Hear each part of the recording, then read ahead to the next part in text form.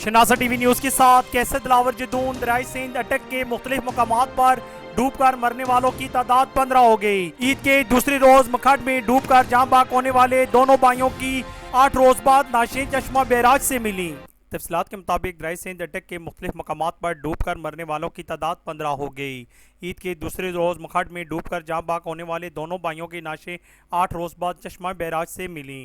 दरियाई सिंध अटक खुद का मुकाम नहायत ही खतरनाक है। गहरे पानी के नीचे नुकीले पत्थर तैराकों की मौत का सबब बनते हैं। ईद से लेकर अब तक तकरीबन 15 अफराद पिकनिक मनाते हुए डूबकर जाँ बाक हुए। अटक में डूबकर मरने वालों की इतनी अमवात के बावजूद अवाम बाज ना आई, जिस पर दरियाई सिंध के तफरी मुकाम पर एलियट फोर्स के दस्ते तैनात करना पड़े, जिन्हें भी अवाम ने परेशान कर दिया। नौजवानों की इबरत के लिए डिस्ट्रिक्ट चकवाल की तहसील तलगंग के नोई गांव टमन के दो सगे भाइयों नबील अकरम और नदीम अकरम के डूबने की वीडियो दिखाते हैं, जिसमें वो सबको पुकार रहे हैं मगर साहिल पर खड़े लोग उनकी वीडियो बना रहे हैं। उस्ताद जल्दी आओ, उस्ताद उस्ताद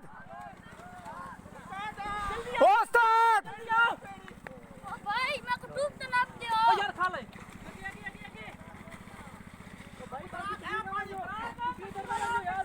उस्ताद जल्दी आ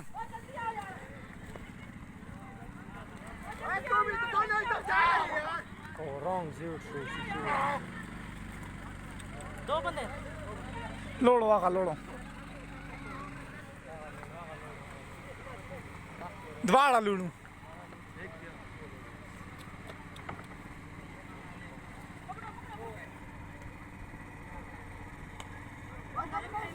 उस्ताद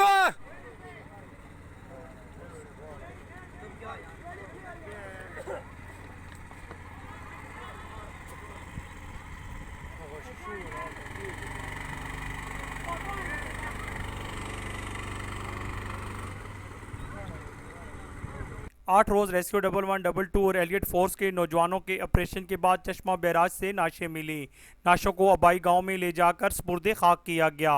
इस मौके पर रेस्क्यू के एहलकार और दरियाई सिंध पर मौजूद शख्स का कहना था, आवाम जो है ईद के दिनों में यहाँ पिकनिक पे आती है और वैसे आम दिनों में भी आती है और लड़के नहाने की कोशिश करते हैं, बच्चे भी, और उसके बाद यहाँ डूब जाते हैं और हमें फिर फ़ोन करते हैं कि आके डेड बॉडी निकालने। अभी तक रेस्क्यू एहलकार जो हैं आज भी उन्होंने हमारी आंखों के सामने एक शख्स जो डूब रहा था उसको बचाया। कैमरामैन मलिक बिलाल अशरफ के साथ कैसे दिलावर जदून, शनासा टीवी, हसन अब्दाल। हम रखते हैं आपको इलाके भर की हर खबर से बाखबर।